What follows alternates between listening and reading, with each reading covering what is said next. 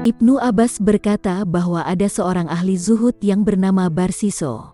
Dia beribadah dalam kuil selama 70 tahun yang tidak pernah bermaksiat sedikitpun. Lalu iblis ingin menggoda dengan ilmu hilah, rekayasa. Maka pada suatu saat dia mengumpulkan para pembesar setan dan dia berkata, "Adakah di antara kalian yang mampu merusak Barsiso?"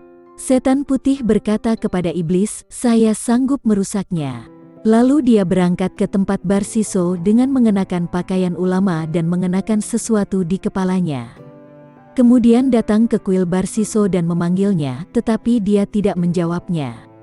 Dia tidak berhenti dari ibadah kecuali setiap 10 hari sekali, dan tidak berbuka kecuali setiap 10 hari sekali.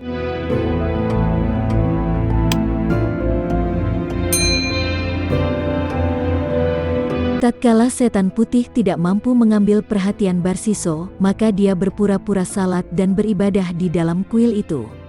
Maka setelah Barsiso selesai dari salat dan ibadahnya dan ingin beranjak keluar, dia melihat setan putih itu tampil seperti ulama yang sedang salat dan beribadah dalam bentuk yang sangat bagus.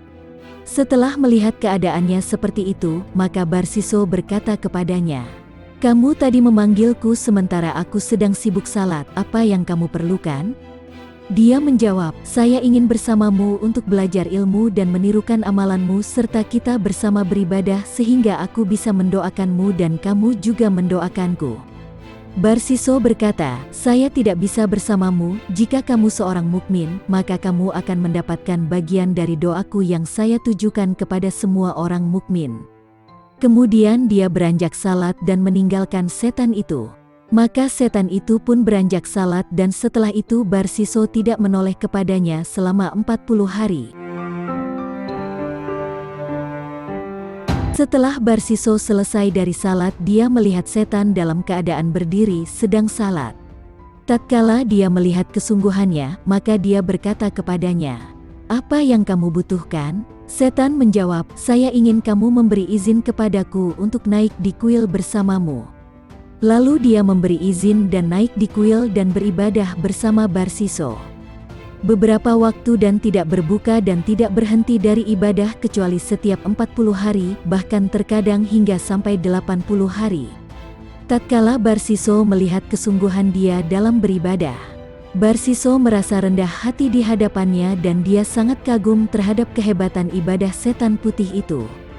Dan setelah lama beribadah bersama Barsiso, setan berkata kepadanya, "Saya ingin pergi karena saya mempunyai teman selain kamu dan saya mendapat berita bahwa kamu lebih baik daripadanya. Ternyata saya mendapatkan sesuatu yang tidak sesuai dalam perkiraan saya sebelumnya." Kemudian Barsiso merasakan sesuatu dalam hatinya, perkara yang besar sehingga dia tidak mau berpisah dengannya karena dia dianggap lebih baik ibadahnya daripada dirinya. Pada saat perpisahan setan berkata kepadanya, "Saya punya doa-doa yang ingin saya ajarkan kepadamu dan itu lebih baik daripada yang sekarang kamu lakukan. Dengan doa itu Allah akan menyembuhkan orang sakit, terkena musibah, dan orang gila." Barsiso berkata, "Saya tidak mau karena khawatir itu menyibukkan dan saya takut bila orang-orang mengetahui itu, mereka akan menyibukkanku dari beribadah." Tetapi setan itu terus merayu hingga bisa mengajarkan doa-doa. Kemudian dia pergi dan menemui iblis lalu berkata, "Demi Allah aku telah merusak orang itu." Ibnu Abbas melanjutkan, lalu setan putih itu pergi dan mengganggu seseorang dan mencekiknya. Kemudian dia mendatangi keluarganya dalam bentuk orang yang sangat bersih dan berkata, "Sesungguhnya kerabatmu ini kesurupan, apa saya boleh mengobatinya?" Mereka berkata, "Ya, silahkan." Dia berkata, "Saya tidak kuat menghadapi jinnya, tetapi maukah aku tunjukkan orang yang apabila berdoa kepada Allah, pasti akan terkabulkan? Maka pergilah kalian kepada Barsiso, dia memiliki isim, jika dia berdoa kepada Allah pasti dikabulkan." Mereka pergi kepada Barsiso dan meminta doa. Maka Barsiso berdoa, lalu setan yang mengganggunya pergi. Setan putih pun melakukan hal yang serupa kepada orang lain, dan dia menasehati agar berobat kepada Barsiso, dan mereka semua sembuh setelah datang kepada Barsiso.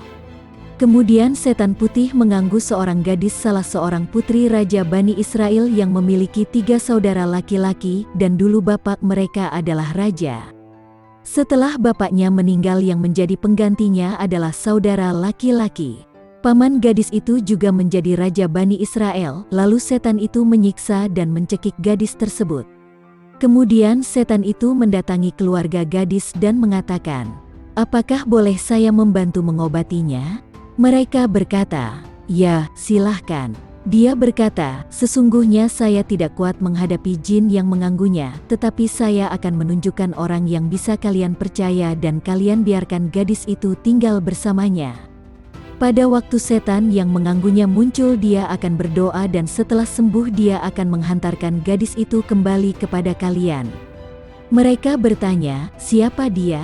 Setan berkata, "Dia adalah Barsiso." Mereka berkata, "Bagaimana dia bisa mengabulkan permintaan kami, sementara dia disibukkan oleh sesuatu yang lebih agung?"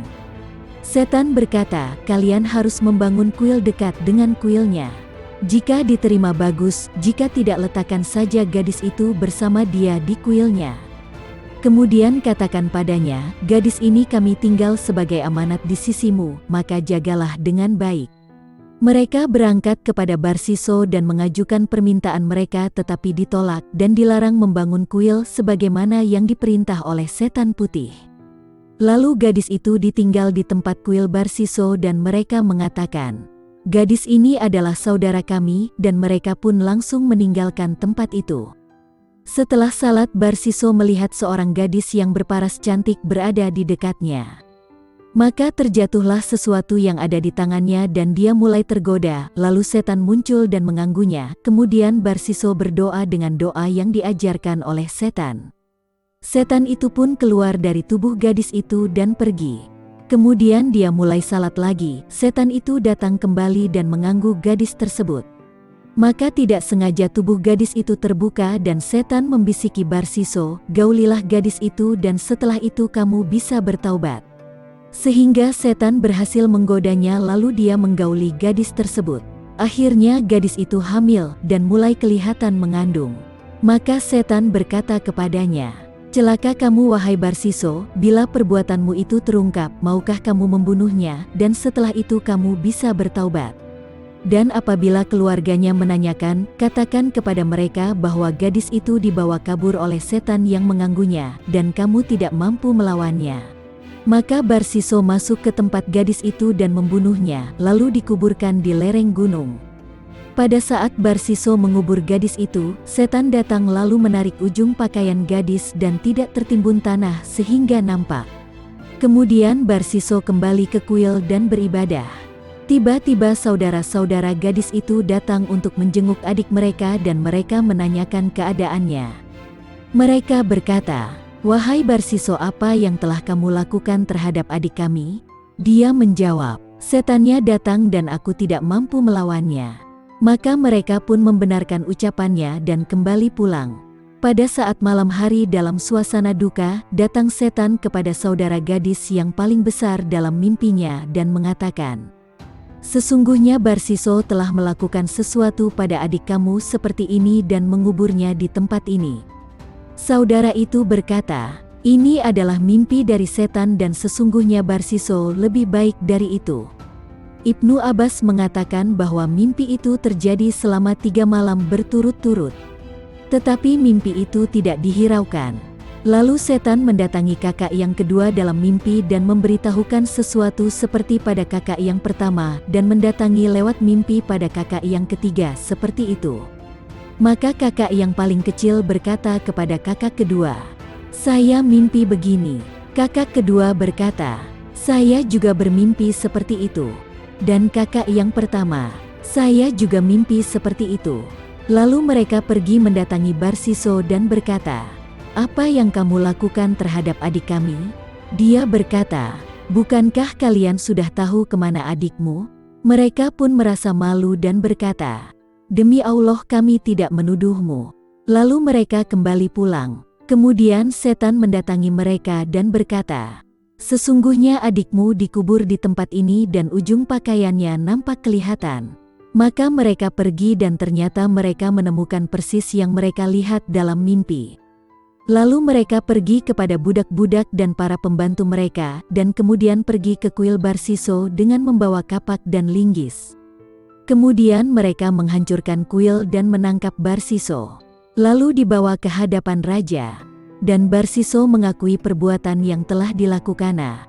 Karena setan mendatanginya dan mengatakan, "Kamu membunuhnya kemudian kamu ingkar, akuilah perbuatan itu."